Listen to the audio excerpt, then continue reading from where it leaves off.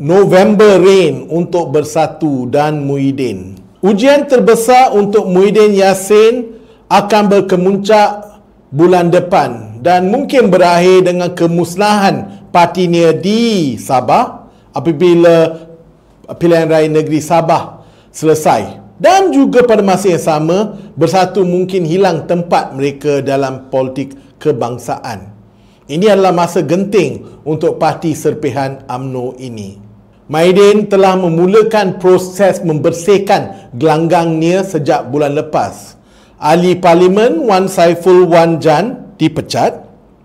Ahli Parlimen Machang Wan Faisal Wan Kamal digantung.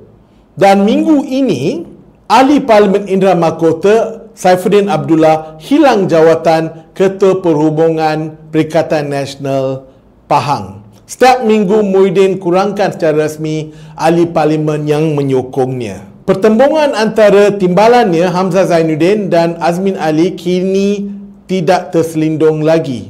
Open warfare, kata orang putih. Sebelum ini, Saifuddin meminta agar Azmin yang juga Setiausaha Agung Bersatu disingkirkan daripada jawatan tersebut bagi membersihkan parti daripada masalah moral yang menjejaskan reputasinya. Katanya, dia baru tahu yang ujian forensik mensahkan yang video seks melibatkan Azmin Ali dan seorang lelaki lain.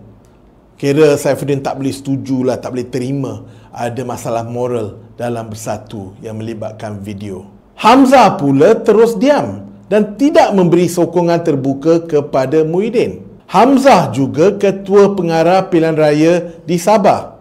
Tidak ada sesiapa yang lebih pro Melayu dalam parti Bersatu seperti Hamzah. Dan tidak pasti bagaimana dia boleh memimpin kempen di Sabah yang sangat multi-etnik. Nak tambah sos lagi, Azmin Ali mempunyai pengetahuan tentang politik Sabah yang dalam melalui masanya dalam Parti Keadilan Rakyat. Dia pernah menjadi pengarah pilihan raya parti nasional dan juga untuk pilihan raya di Sabah. Dan dalam beberapa minggu yang akan datang, tim Hamzah dan Azmin akan turun ke Sabah untuk berkempen. Ramai jangka Sabo demi Sabo akan berlaku di Sabah sepanjang bulan November. Dan ini sebelum menyebut ahli politik Sabah yang ada dalam Bersatu yang tidak digunakan. Bersatu Sabah hanya mempunyai seorang Johan, bekas timbalan Speaker Dewan Rakyat Roland Kiandi. Kiandi Warlord lama Sabah.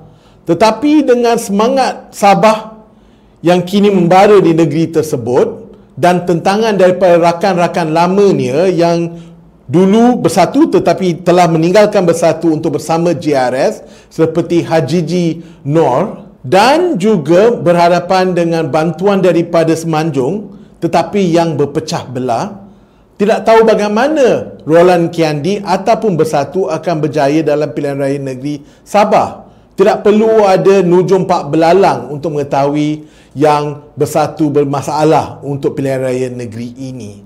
Dan sekiranya isu-isu Bersatu rajin buang orang dan juga Azmin Hamzah bergaduh secara terbuka dan kempen Sabah yang hampir pupus, kalau semua ini tidak menyusahkan Abah lagi, setiap minggu pihak berkuasa memberi update tentang anak menantunya Adlan Berhan yang kini berkeliaran di seluruh dunia tapi belum kembali ke Malaysia. Berita terbaru, Adlan kini tengah travel menggunakan pasport negara lain. Pasport hanyalah untuk warga negara. Sekiranya rakyat Malaysia menggunakan pasport negara lain, polisi kerajaan selalunya untuk menarik kewarganegaraan individu tersebut. Dan sekiranya terbukti yang Adlan menggunakan pasport negara lain, maka dengan itu Malaysia terpaksa menarik kewarganegaraannya. Inilah nasib Muhyiddin yang semakin uzur. Bulan November juga masanya Muhyiddin akan minta pasport untuk melawat keluarganya di UK pada bulan Disember. Berdasarkan perkembangan-perkembangan ini yang negatif untuk Muhyiddin dan juga untuk Bersatu, saiz keluarga Muhyiddin yang duduk tetap di luar negara mungkin hanya akan meningkat.